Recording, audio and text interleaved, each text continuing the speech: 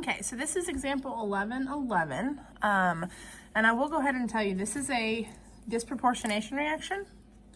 What that means is that the same species, in this case it'll be Cl2, is both going to be reduced and oxidized, so we're going to use it both times in each of the half reactions. Okay, now you wouldn't know that right off. You would have to actually write this out and notice that one is being oxidized, one is being reduced, but I just went ahead and tell you up front. Okay, so when chlorine, remember chlorine is a diatomic element, is bubbled into basic solution, we'll use that kind of later when we're trying to balance the O's and the H's. It forms hypochlorite, which is one that you should have memorized, and chloride ions. Write a balanced equation. So that's pretty straightforward. Cl2 forms ClO1 minus plus Cl1 minus. Once again, you want to do the oxidation states of your atoms here. This is going to be 0. This one's going to be -1. Over here, the oxygen gets the -2. And in this species, to make this equation true, this is going to have to be A plus 1. And so you can see how chlorine here both gets oxidized and reduced.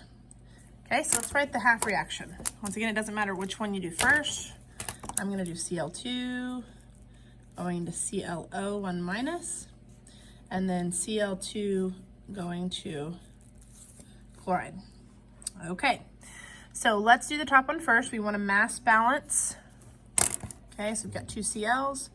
We're going to put 2 there. Remember, this is basic. We want to start this out just like an acidic solution. So to balance my O's, I'm going to add as many H2O's. So 2 H2O's. Okay, because I have 2 oxygens there, so I need 2 here. To balance my H's, okay, I need 4 on this side.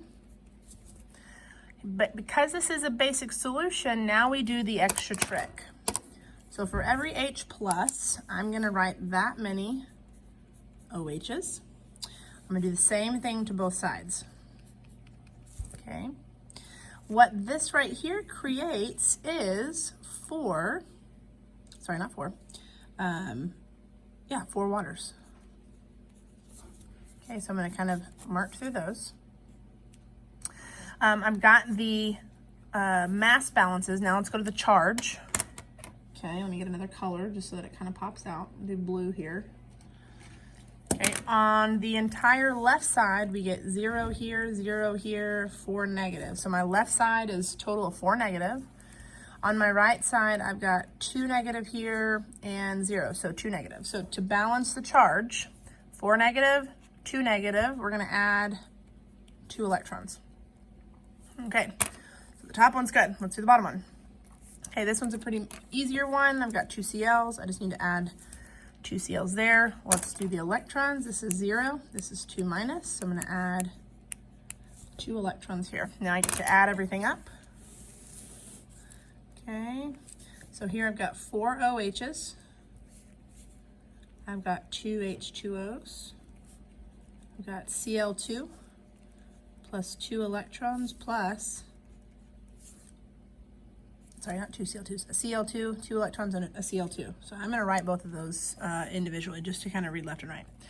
On the right side, I get 2 ClO1 minus plus 4 waters plus 2 electrons plus 2 Cl1 minuses.